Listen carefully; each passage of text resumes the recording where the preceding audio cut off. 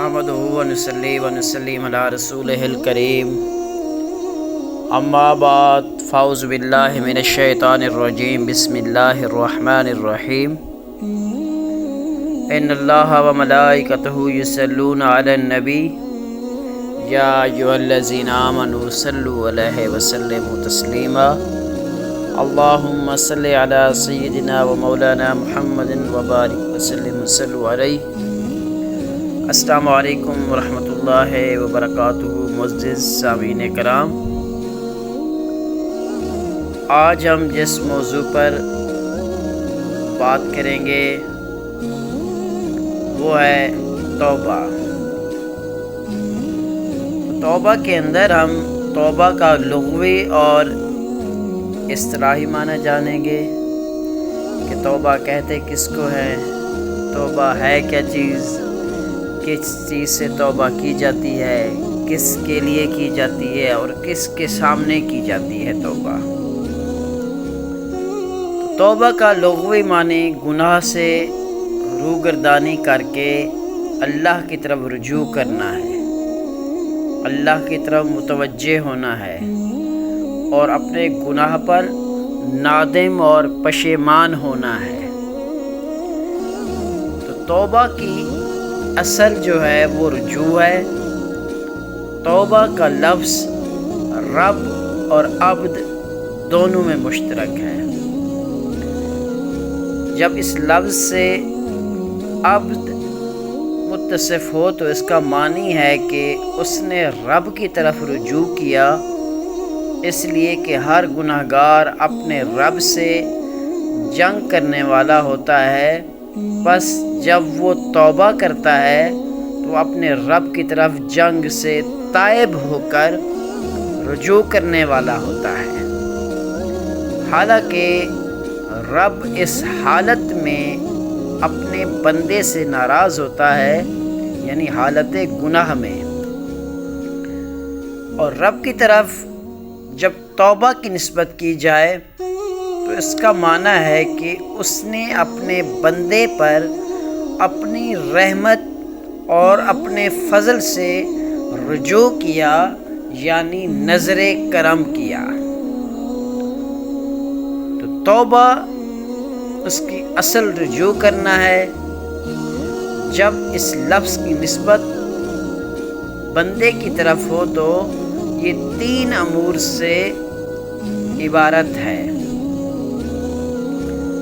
सबसे अव्वल इल्म और वो गुनाह के नुकसान की मार्फत है और हर महबूब से हिजाब है, और वो दिल की तकलीफ़ है कि महबूब की मोहब्बत के फौत होने के सबब उसका नाम निदामत है।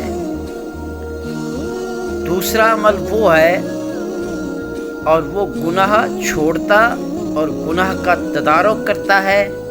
और तीसरा अज़्म ये है कि गुनाह करके ना करने का पक्का इरादा करता है।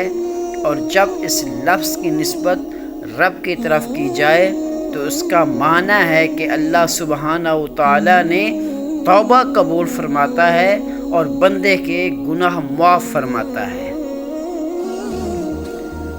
इसी तरह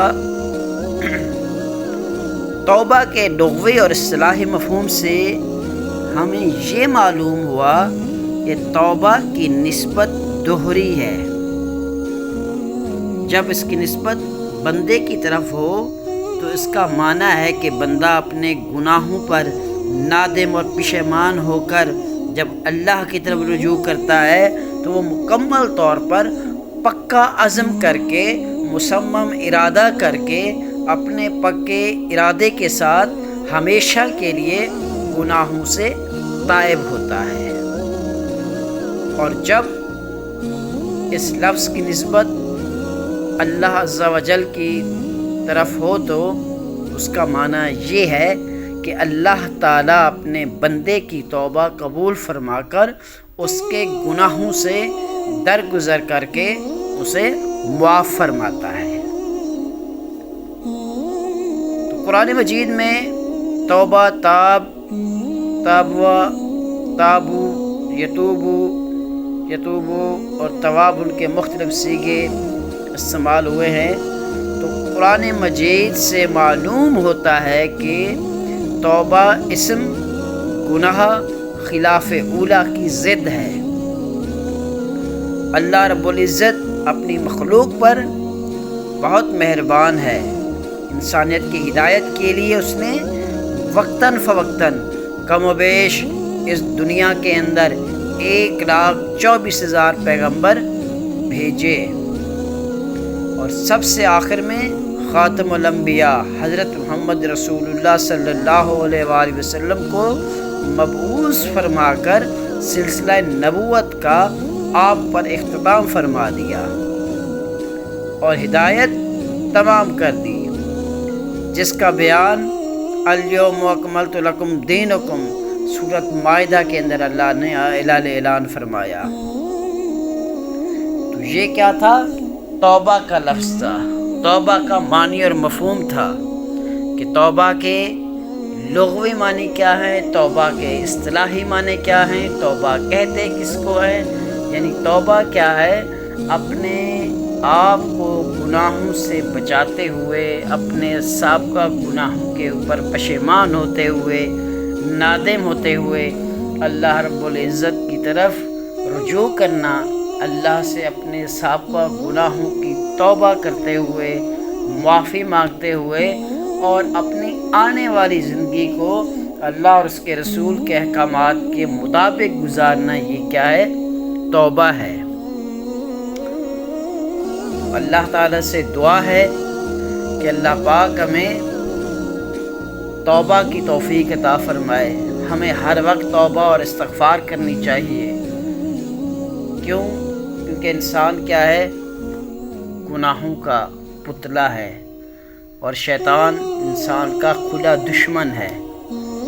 وہ ہر وقت انسان کو گناہوں کی طرف مائل کرتا ہے، گناہوں کی طرف لے کر جاتا ہے، لیکن ہمیں اللہ تعالیٰ سے اپنے سابقہ جتنے بھی ہم سے دانستہ طور پر انجانے میں یا جانتے ہوئے کوئی بھی گناہ اگر سرزد ہوا ہے، اللہ کی نافرمانی ہوئی ہے، تو ہم سچے دل سے مصمم ارادہ کرتے ہوئے توبہ اور استغفار کریں، اور اپنی آنے والی زندگی کے اندر ان گناہوں کو نہ دہرانے کا عزم کریں۔